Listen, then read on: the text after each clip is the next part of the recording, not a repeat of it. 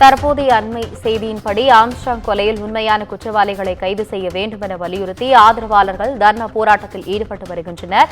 ஆதரவாளர்கள் மற்றும் பகுஜன் சமாஜ் கட்சி நிர்வாகிகள் ஏராளமானோர் ராஜீவ்காந்தி மருத்துவமனை முன்பு ஆர்ப்பாட்டத்தில் ஈடுபட்டு வருகின்றனர். உண்மையான குற்றவாளிகளை கைது செய்யும் வரையில் உடலை வாங்கப் போவதில்லை என்றும் போராட்டத்தில் ஈடுபட்டு வருகின்றனர். இதனை நாம் அண்மை செய்தியாக பார்த்துக் கொண்டிருக்கிறோம். ஆம்ஸ்ட்ராங் கொலையில் உண்மையான குற்றவாளிகளை கைது செய்ய வேண்டும் என வலியுறுத்தி ஆதரவாளர்கள் மருத்துவமனையில் தர்ணா போராட்டத்தில் ஈடுபட்டுள்ளனர். ஏராளமான ராஜீவ்காந்தி மருத்துவமனை முன்பு தர்ணா போராட்டத்தில் ஈடுபட்டு வருகின்றனர். உண்மையான குற்றவாளிகளை கைது செய்யும் வரை போராட்டத்தில் ஈடுபட்டு வருகின்றனர். பகுஜன் சமாஜ் கட்சியின் மாநில தலைவர் ஆம்ஸ்ட்ராங் கொலை செய்யப்பட்டதற்கு அவரது ஆதரவாளர்கள் தர்ணா போராட்டத்தில் ஈடுபட்டு வருகின்றனர். இதுகுறித்த கூடுதல் தகவல்களை நமது செய்தியாளர் சிவகுமார் வழங்க கேட்கலாம். வணக்கம் சிவகுமார், உங்களுடைய விவரங்களை சொல்லுங்க. வணக்கம். அதாவது பகுஜன் சமாஜ் கட்சியின் தமிழ்நாடு மாநில தலைவர் ஆம்ஸ்ட்ராங் அவர்கள் கொலை செய்யப்பட்டதன் அடிப்படையில் தற்பொழுது அவருடைய உடலானது பிரேத பரிசோதனைக்கு பிறகு அவருடைய உடல் கூராய்வானது தற்பொழுது நடைபெற்று வருகிறது. மேலும் நாளைய தினம் அவருடைய உடல் அடக்கம் செய்யப்படக்கூடிய நிலையில அவர் உடலுக்கு இன்ஃபார்மிங் செய்யக்கூடிய பணியானது மருத்துவர்கள் செஞ்சுக்கிட்டு இருக்காங்க.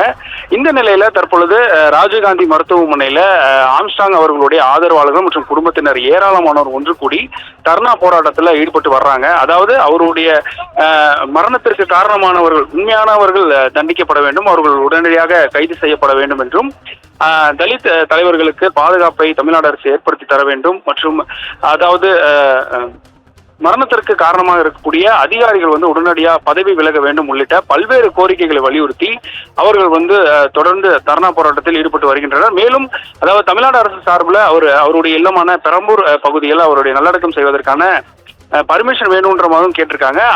அதுவும் இதுவரைக்கும் வராத பட்சத்துல அந்த அனுமதியும் வழங்கணும்ன்றது சம்பந்தமாகவும் இந்த தர்ணா ஆர்ப்பாட்டத்தில் கூறி வர்றாங்க.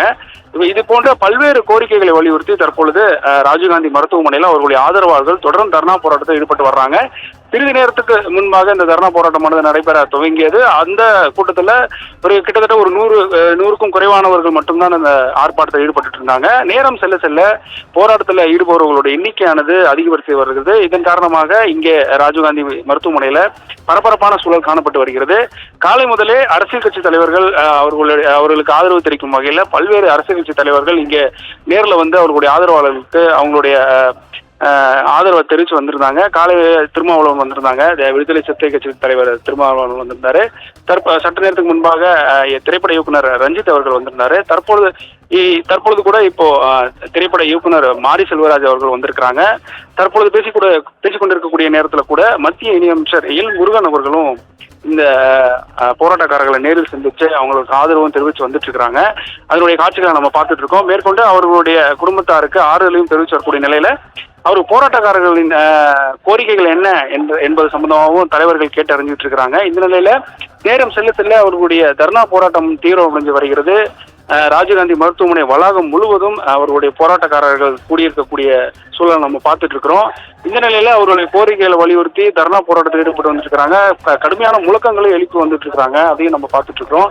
அதன் காரணமா ராஜீவ்காந்தி மருத்துவமனை மிகுந்த பரபரப்பான சூழல் காணப்பட்டு வருகிறது. இன்னும் சிறிது நேரத்துல அவருடைய உடலானது பெரம்பூருக்கு அழைத்து செல்லக்கூடிய நிலையில அவர் உண்மையான குற்றவாளிகள் கண்டுபிடிக்கும் முறையில நாங்க உடலை வாங்க மாட்டோம்ன்றது அவங்களுடைய பிரதான கோரிக்கையா இருக்கு.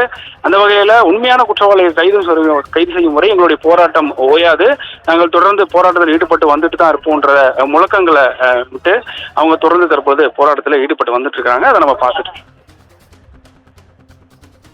உங்களுடைய விவரங்களுக்கு நன்றி சிவகுமார்.